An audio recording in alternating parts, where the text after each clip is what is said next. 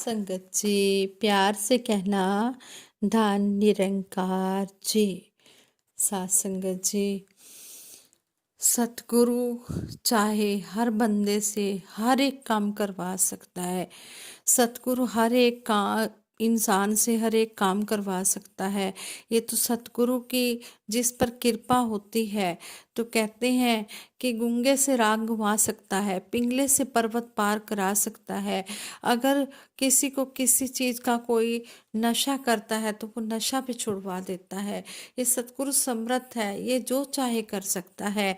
ऐसे ही दासी के विचार सुन रही थी तो दासी वही विचार आप जिसे शेयर करेगी।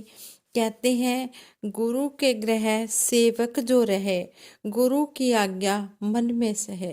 कहते हैं कि गुरु के घर में जाकर जो सेवक बन जाता है, जो गुरु की आज्ञा को अपने मन में धारण कर लेता है, तो कहते हैं कि उसके मन में, उसके अंदर चाहे कितने भी ऐब गुनाह क्यों ना हो, वो सतगुरु सारे उसके दूर कर देता है। उसे संत महात्मा की उपाधि दे देता है, उसे संत महापुरुष बना देता है। ऐसे ही एक महात्मा के दासी विचार सुन रही थी तो ये भी सच्ची घटना पर आधारित विचार हैं। लेकिन ये विचार जो हैं ये गुरुद्वारे वाले संत महात्मा के हैं, उनके पाठी के हैं। तो दासी ने सुना कि किस तरह उनकी जिंदगी पहले कैसी थी, और जब उन्होंने गुरु घर में जाना शुरू कर दिया, गुरुद्वारे जाना शुरू कर दिया, तो जो उनके ऐब गुनाह थे वो किस तरह उनके दूर हो गए। तो कहते हैं कि गुरु के दर पर जाकर जो शुद्ध हृदय से सतगुरु के दर पर सेवा सिमरन और सत्संग करते हैं, तो उनके ऊपर कितने भी उनके मन में कोई भारी से भारी भी विकार हो, कोई ऐसे ऐब गुनाह हो, वो सब बख्शे जाते हैं। तो वो सारे ये सतगुरु एक नज़र डालकर ही उनके सब दूर कर देता है। ऐसे ही लेकिन कहते हैं कि अंदरों बाहरों इक्को होइए, तां रब परवान करे, कहे अवतार ए भोले भाई, बंदे दा कल्याण करे। शहनशाह बाबा अवतार सिंह जी महाराज ने कहा है कि अगर अंदर बाहर से पवित्र होकर मन शुद्ध करके इंसान सत्संग में आ जाता है, गुरु घर में आ जाता है, तो कहते हैं उसको ये सतगुरु अपने चरणों में लगा लेता है, चरणों में जगह दे देता है। संतों की चरण धूलि से सबका कल्याण हो जाता है। जो संतों महापुरुषों की चरण धूलि मस्तक पर लगती है तो ये तन मन निर्मल हो जाता है, क्योंकि ऐसे जो पूर्ण संत महात्मा होते हैं यही जग का उद्धार करते हैं। ये खुद भी निरंकार से जुड़े होते हैं और औरों को भी इस निरंकार से जुड़ने की प्रेरणा देते हैं। इसी तरह कहते हैं कि एक नगर का प्रधान गुरुद्वारे जाया करता था और उसका एक बहुत ही प्यारा फ्रेंड था, मित्र था। तो वह जो प्रधान था उसका बहुत ही प्यार था अपने मित्र से, बहुत ही उठना बैठना था। और वह सज्जन प्रधान अपने मित्र को कहता, अपने प्यारे दोस्त को कहता कि दीवान सजते हैं, दीवान लगाए जाते हैं, तुम भी आया करो। दीवान सजते हैं गुरुद्वारे में, तुम भी आया करो। तो वह कहता कि मैं तो हर रोज शराब पीता हूँ, मैं कैसे आ सकता हूँ।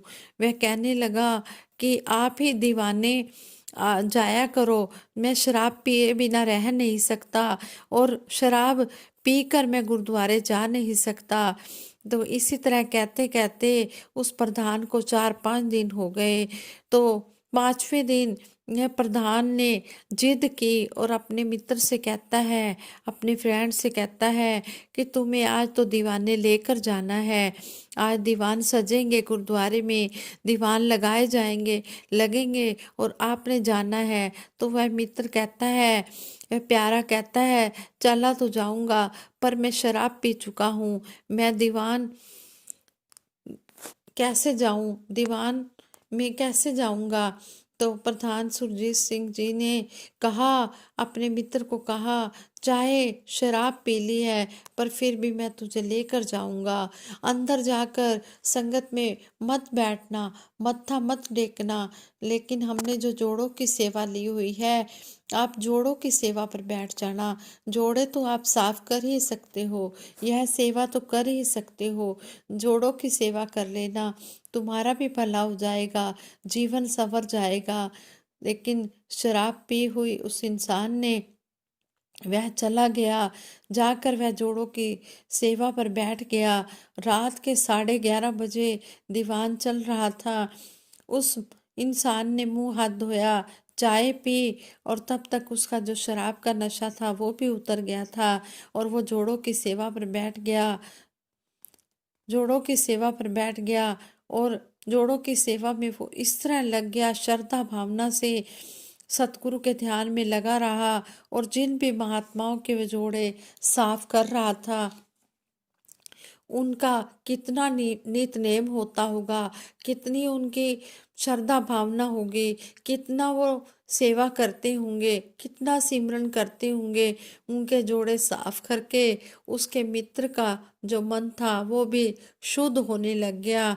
छोटे छोटे बच्चे, 5-7 साल के बच्चे जब अपने जोड़े लेकर घर जा रहे थे, तो वह इंसान अपने को दुत्कारता हुआ अपने मन में कह रहा है, ये छोटे छोटे बच्चे भी किस तरह भक्ति कर रहे हैं, किस तरह इस समय का लाभ उठा रहे हैं, गुरु घर में आकर किस तरह ये इतनी सेवा कर रहे हैं, किस तरह ये आ रहे हैं, किस तरह इनके मन में गुरु भक्ति की भावना है। और मैंने तो इस तरह ही अपनी इतनी उम्र खराब कर दी है, इसी नशों में ही मैंने अपनी ज़िंदगी खराब कर दी है।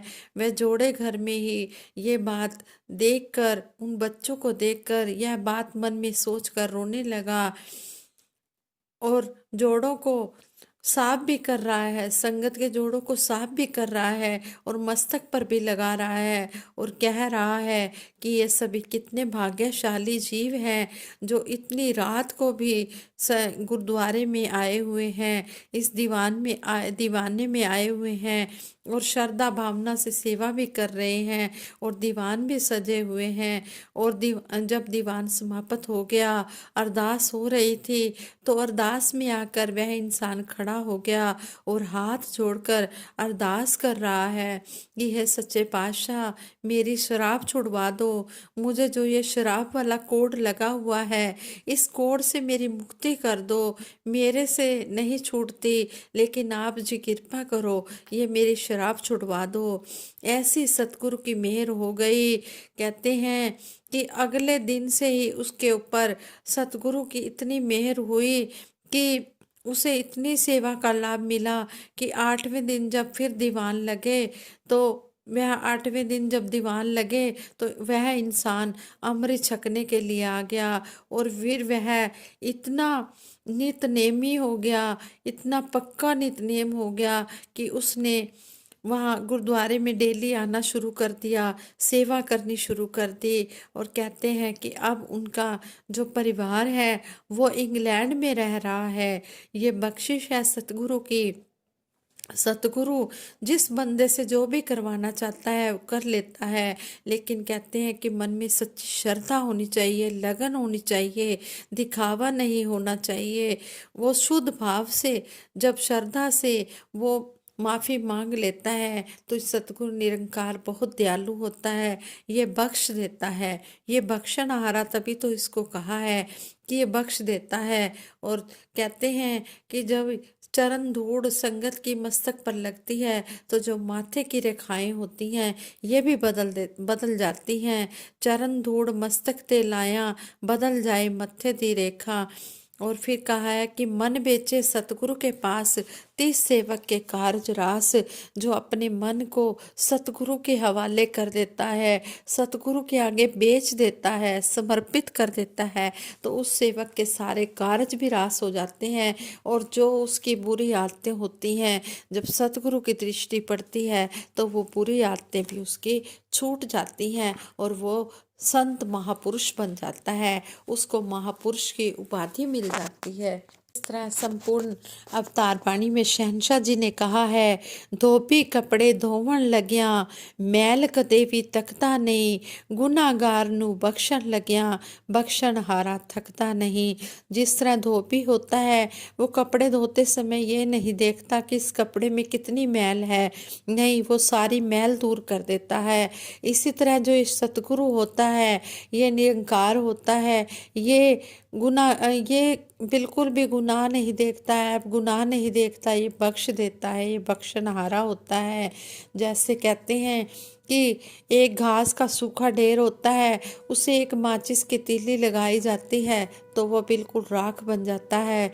इसी तरह जब सतगुरु की शरण में इंसान आ जाता है तो सतगुरु सच्चा पातशाह सारे ऐब गुनाह को एक पल में दूर कर देता है, सबको भस्म कर देता है और उसको महापुरुष बना देता है। सतगुरु देंदा दात इलाही, जो भी शीश झुकांदा है, कहे अवतार ओई छिनंदर, रमे राम नु पांदा है।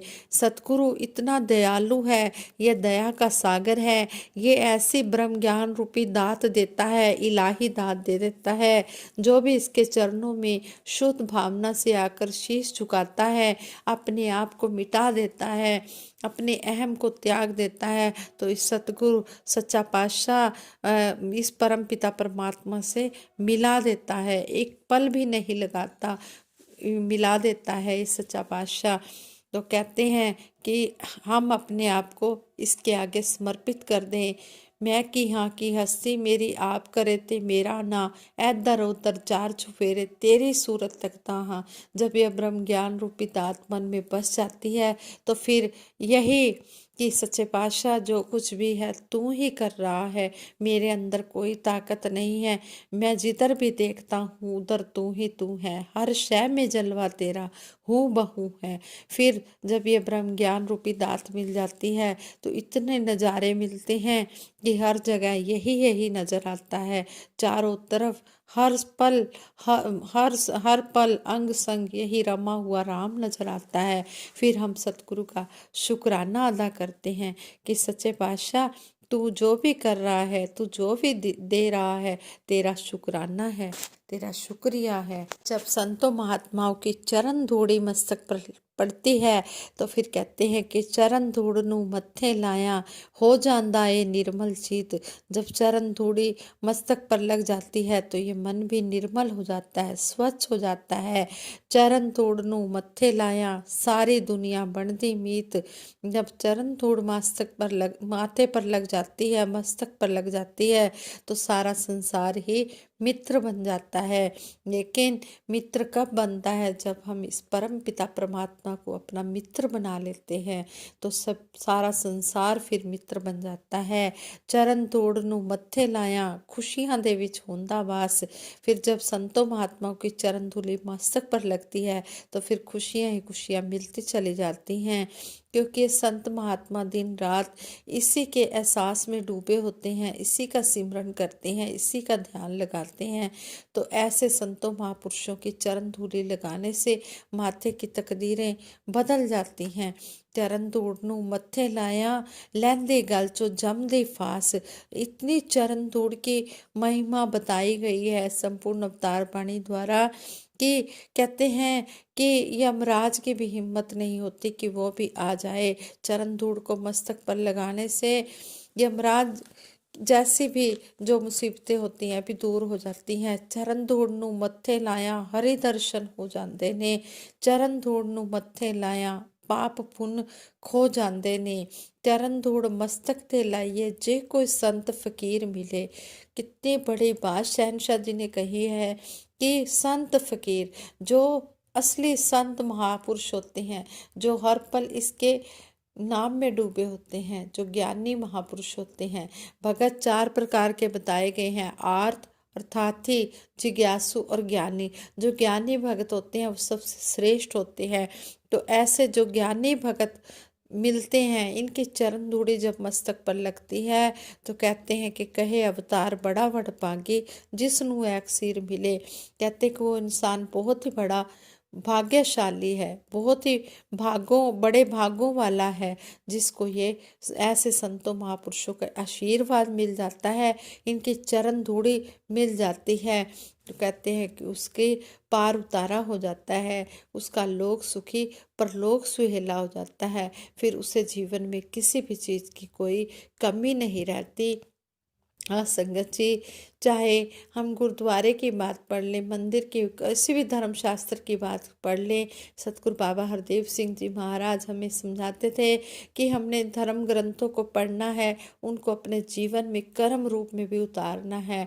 किसी भी ग्रंथ को पढ़ लो, कोई ये मनाही नहीं की गई है, लेकिन जहाँ से भी हमें अच्छी बात मिले हमने उसको अपने जीवन में ग्रहण करते चले जाना है। साधु का जो बोल भी आए सुनना और सुनाना है, सुनना है, मन ने सुनना है और कर्म द्वारा सुनाना है, ऐसा हमें शहनशाह जी ने समझाया है। ये जो बातें हैं इनको पढ़कर हम गहराई में जब पढ़ते हैं तो ये इन पर हमने विचार भी करना है और इन पर हमने अमल भी करना है। ये बातें हमारे लिए हैं।